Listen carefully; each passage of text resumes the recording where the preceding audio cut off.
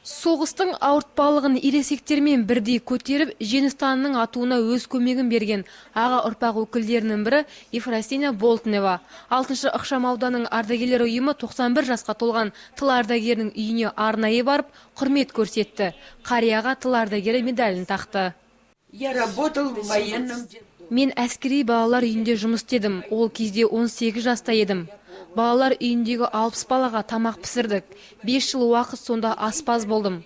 Оның үстіне соғыстан тастанды балаларды да бақтық. Соғыстан кейін егін ордық, шөп шаптық, тіпті қойды да бақтық. Соғыстағы ардагерлер секілді біз де сондай жұмыс істедік, күндіз түні. Барлық тапқан табысымызды сол жаққа жібердік. Алайда еңбегіміз далаға кеткен жоқ. Одан кейін өміріміз жақсара бастады. Қазіргі ұрпақ бақытты. Біз көрген қиындықты көрмей, бейбітшілікте өмір сүрсін деген тілегімді айтамын. Ефросиния Болтнева 1923 жылдың 5 маусымында Башқұртстан елінің Уфа қаласында дүниеге келген. Тылда аянбай еңбек еткен қария сол ауыр күндерді көзіне жас алып еске алды. Соғыстан кейін Ефросиния Максимовна Магнитогорск қаласына көшіп, сонда 65 жыл тұрады. Қарияға 6-шы ықшам ауданның ардагерлер ұйымы өздерінің жылы лебіздерін арнады. Бұл кісілерге көптен көп рахмет. Біз осылай мінеке осындай уақытқа келтіргеніне.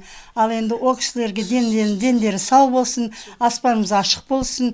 Арамызда осылай міне қызы мінеке әкеп, Россиядан әкеп отыр. Сол қызы қарап отыр бұл кісіге. Көптен көп рахмет мынау қызына. О кісі мінеке біздің арамызда жүргендеріне.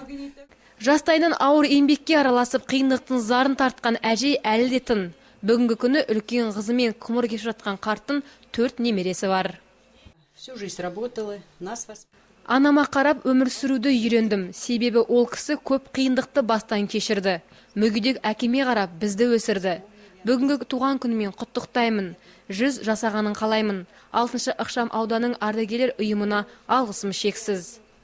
Жалпы қаланың 6-шы ықшам ауданына қарасты 218 тыл ардагері бар. Соның 6-уына медаль табысталып, құрмет көрсетілді. Ал жиналғандар Ефросиния Болтневаға өздерінің тәтті дәмділерін ұсынып, ән шашуларын арнады.